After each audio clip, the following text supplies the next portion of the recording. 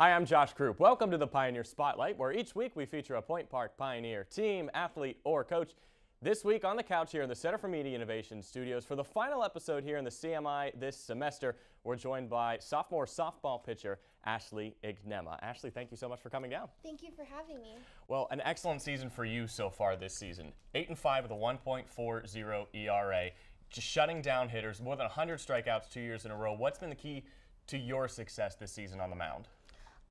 I would say the key to my success would be I just focus on one batter at a time. I don't really think about all the games all together. I just do one batter at a time. And no stranger to going one batter at a time, a couple no-hitters this season.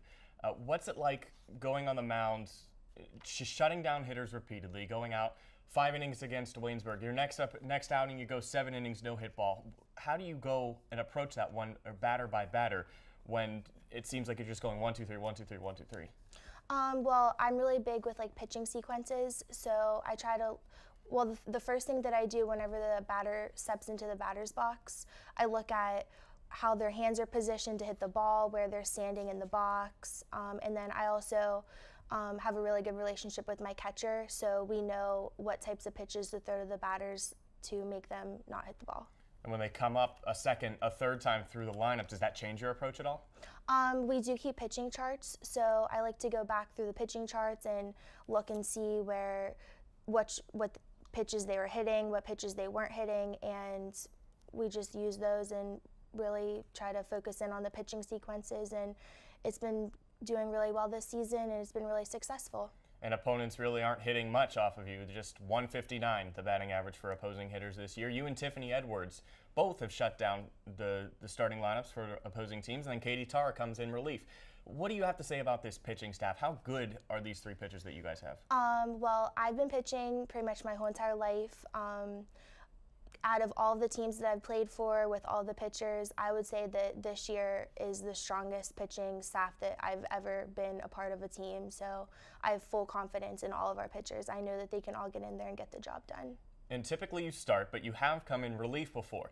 How, after maybe starting in game 1, going the distance, or even 5-6 innings, do you prepare yourself mentally and physically to come in game 2 and come in as a late reliever? Well, I think that all three of the pitchers on the team are all very similar but very different at the same time. So sometimes whenever I start and then we have another pitcher come in, I think that all 3 of the pitchers on the team this year are all ready to, whenever the coach says it's time to go in the game, we're all ready to go in and we can all go in there and get the job done. In Point Park this year, so far this season, 8-2 in River State's conference play, and a big weekend coming up with Rio Grande on Friday and West Virginia Tech Saturday. Rio Grande, the number 22 team in the country. That's going to be a tall task, and they have some good pitchers as well. 2 of the best pitchers in the River State's conference. You look at the leaderboards. It's you, Tiffany, Jenna Jones, and Kelsey Conkey of Rio Grande. How are the bats preparing for this weekend to face these tough pitchers? Well, during practice, whenever our batters hit off me and Tiff, I think that gets them really ready for the pitchers that we're going to be facing, because I think that me and Tiffany both are right up there with the Rio pitchers. So I think this weekend, whenever we play Rio, it's whoever's going to be able to score the runs in first is going to be the victory. And whoever has the fewest mistakes, you could say, too.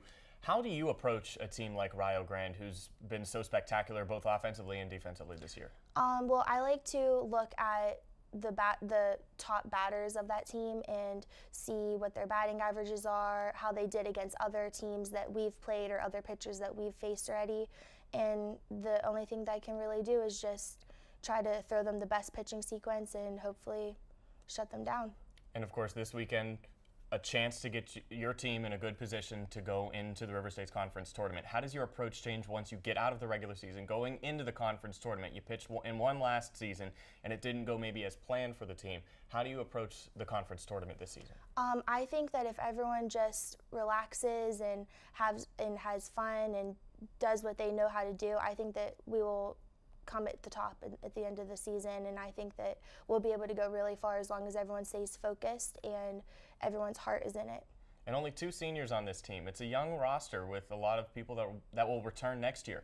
How far can this team go next year? What is, I guess, is the ceiling for this team?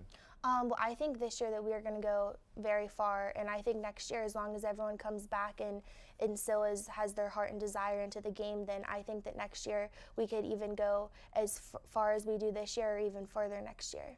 And finally, the conference newcomer of the year last year. What were some of your goals coming into this season, and have you achieved those goals? Are there still goals you're trying to meet?